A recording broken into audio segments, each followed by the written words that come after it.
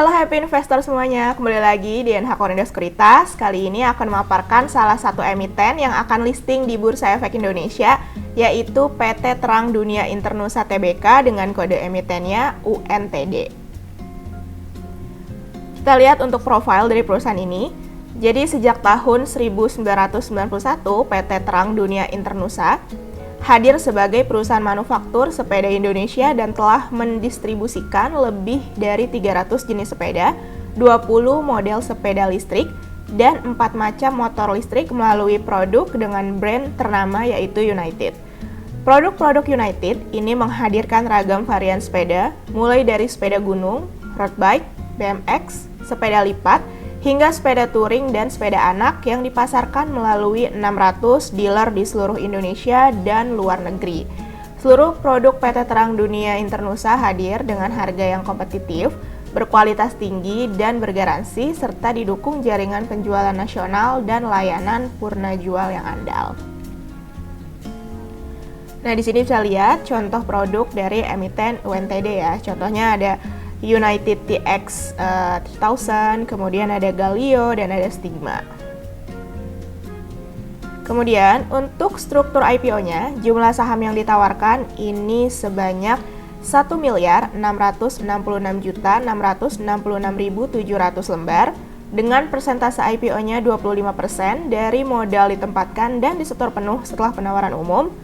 Nilai nominal Rp25 per lembar dengan harga pelaksanaannya di kisaran Rp170 hingga Rp240 per lembar, sehingga nilai IPO yang akan didapat ini maksimal sebanyak Rp400.008.000. Dengan penjamin emisi kali ini ada PT Mire Aset Sekuritas Indonesia dan PT BRI Dana Reksa Sekuritas.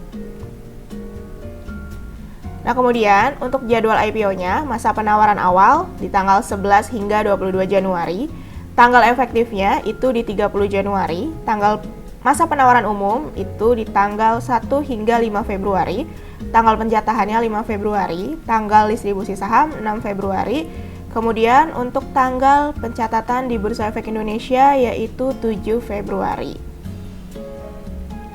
Nah, kemudian dana hasil IPO ini akan digunakan seluruhnya oleh emiten untuk modal kerja, yaitu untuk melakukan pembelian bahan baku, sepeda motor listrik, dan e-moped, antara lain untuk pembelian frame, baterai, dinamo, wheelset, multi-information display, speedometer digital, GPS, brake system, dan suspension.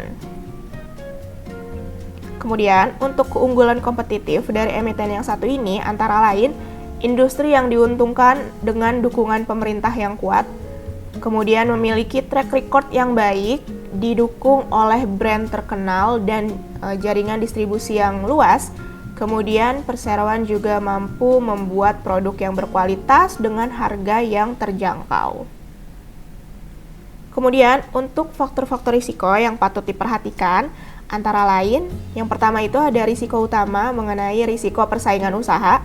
Risiko usaha antara lain ada risiko ketergantungan pada teknologi, risiko ketidakpastian regulasi, risiko kinerja baterai dan jarak tempuh, dan lain sebagainya. Kemudian, untuk risiko umumnya, terdapat risiko terkait pasar, risiko wabah, risiko tuntutan atau gugatan hukum. Sementara bagi investor sendiri, risiko yang patut diperhatikan itu ada risiko likuidasi saham yang ditawarkan pada penawaran umum, kemudian risiko pergerakan nilai tukar rupiah terhadap mata uang asing yang mempengaruhi nilai saham dan dividen. Kemudian ada risiko pergerakan harga saham yang tidak menentu, kemudian kondisi perekonomian dan pasar modal di negara lain yang memiliki pengaruh pada kondisi pasar modal Indonesia, aktivitas penjualan dan penerbitan saham perseroan setelah melakukan penawaran umum perdana saham perseroan, serta risiko kemampuan perseroan dalam membagikan dividen. Kemudian untuk key financial highlights, yang pertama ini kita lihat di sini ada neraca keuangan. Kalau kita lihat rasio-rasionya per 31 Juli 2023, current rasio berada di angka 1,3 kali. Debt to asset ratio atau DAR itu tercatat 0,7 kali, debt to equity ratio-nya di 2,9 kali, Kemudian ada DSCR tercatat 1,9 kali dan ICR-nya tercatat 4 kali. Kemudian untuk financial highlights yang kedua di sini ada laporan laba rugi. Kita lihat lagi rasio-rasio utamanya per 31 Juli 2023, gross profit margin atau GPM-nya tercatat 22,9%. Kemudian net profit margin atau NPM-nya tercatat 9,6%. Ada return on assets yang tercatat 5,5%. Return on equity-nya yaitu sebesar 21,4%. Revenue-nya mengalami pertumbuhan sebesar 93,6% yang juga pertumbuhannya itu diikuti oleh gross profit-nya yang sama-sama ikut tumbuh sebesar 49,4%. Oke, sekian mengenai paparan IPO kali ini. Terima kasih.